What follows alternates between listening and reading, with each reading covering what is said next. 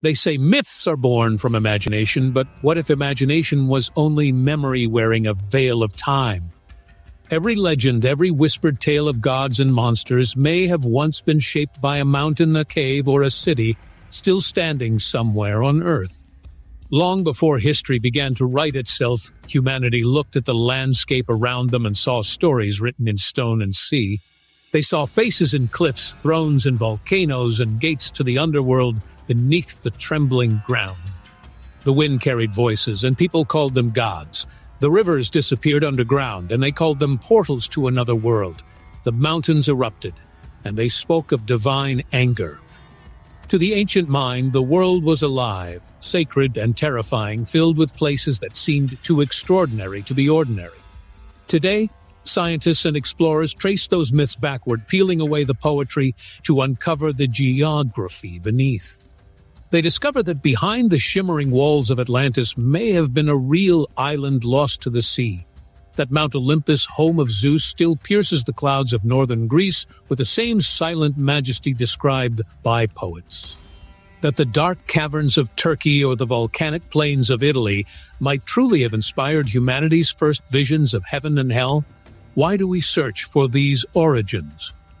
Perhaps because myths are not just stories.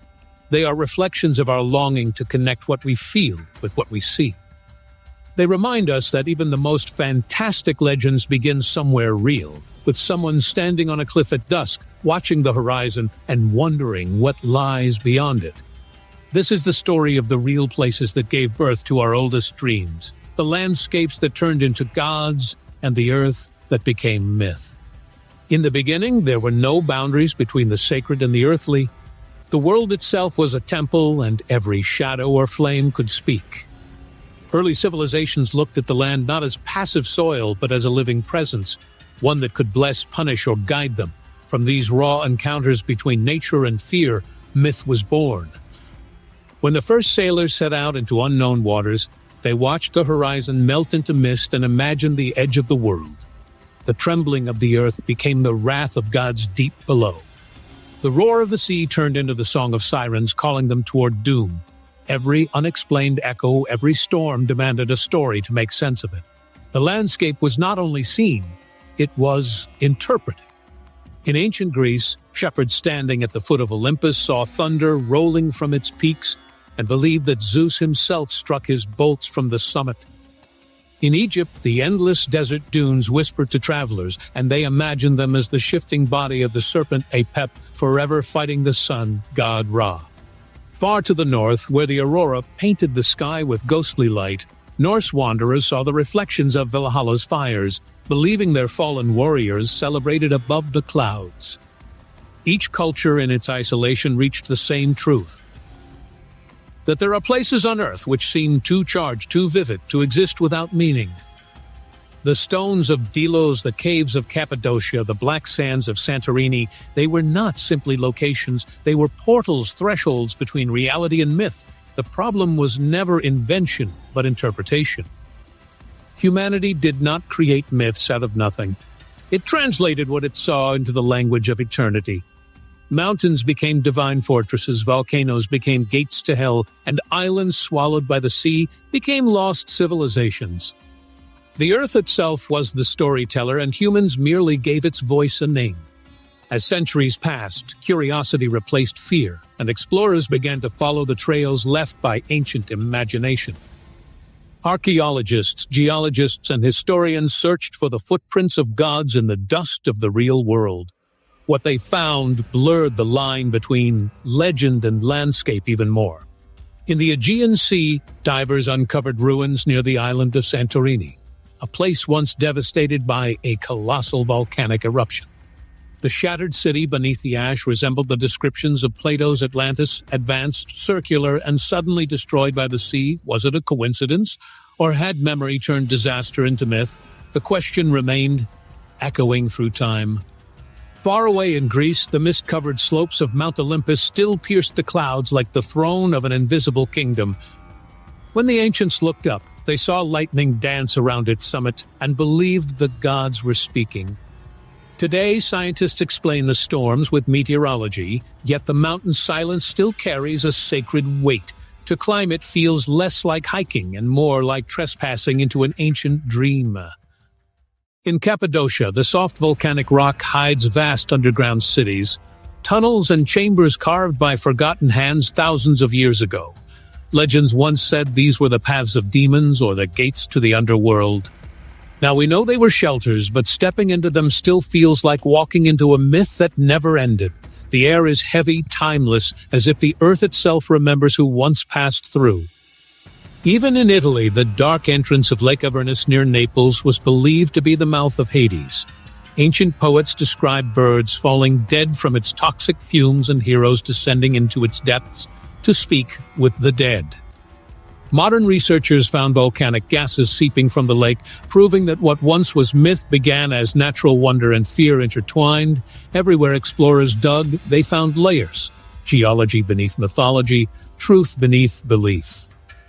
Yet the more they uncovered, the more they realized that the myths were not false.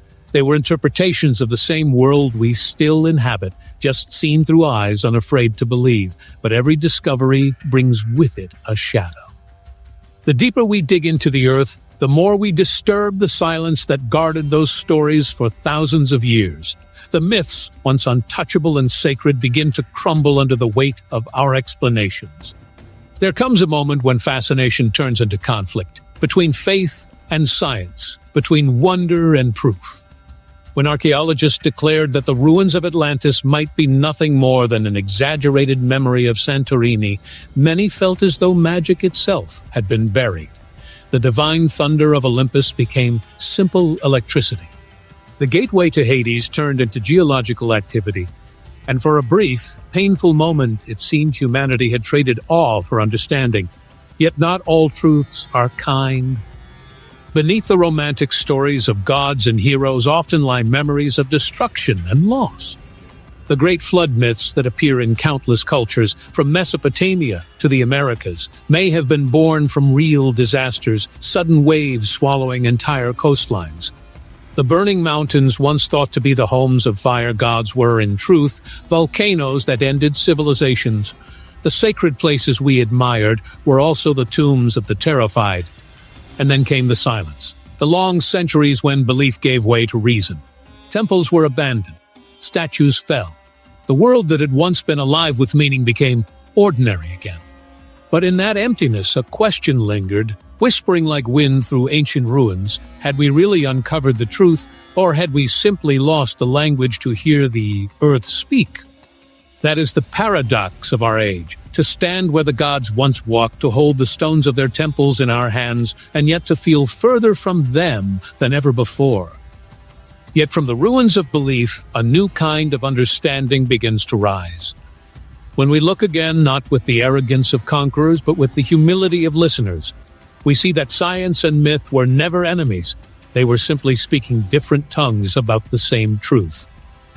The volcano that destroyed an island also gave birth to a legend that still burns in the human mind.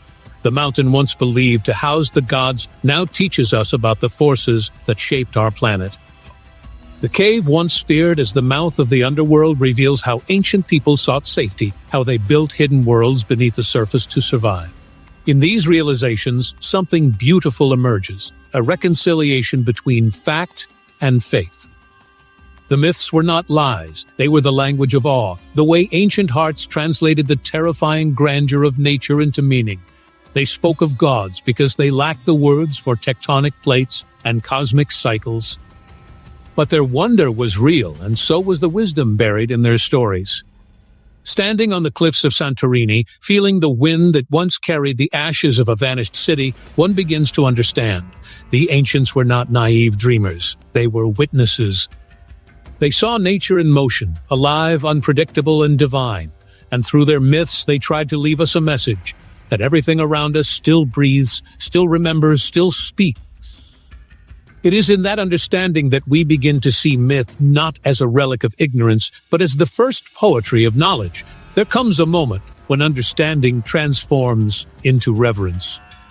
When you realize that myth was never meant to be disproved, it was meant to be felt. The ancients, in their fragile wisdom, looked at a chaotic world and clothed it in meaning. They gave storms names, they gave mountains souls, they turned the unknown into stories so that fear could be faced and wonder could survive. In truth, myth was humanity's first philosophy, a language woven from awe. It was how we learned to ask questions before we had tools to answer them. And the places that inspired those stories were not random. They were chosen by the earth itself, by landscapes so powerful they demanded interpretation. A cliff that swallows the sea, a crater that breathes smoke into the sky, a cave that hums with unseen wind. Each became a mirror of the human mind, a stage upon which imagination and reality met. To walk through these places today is to stand between two worlds, one visible, one remembered. The stones of Delphi, where the oracle once spoke in riddles, still echo with a quiet presence. Scientists now know the fumes that rose from the ground could induce trance-like visions.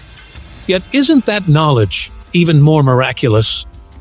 To see that the divine was not separate from nature, but born within it, that the earth itself gave voice to prophecy. The same harmony exists everywhere once we learn to look. The myths of Atlantis are not just about a city lost beneath the waves, but about humanity's eternal cycle of creation and destruction.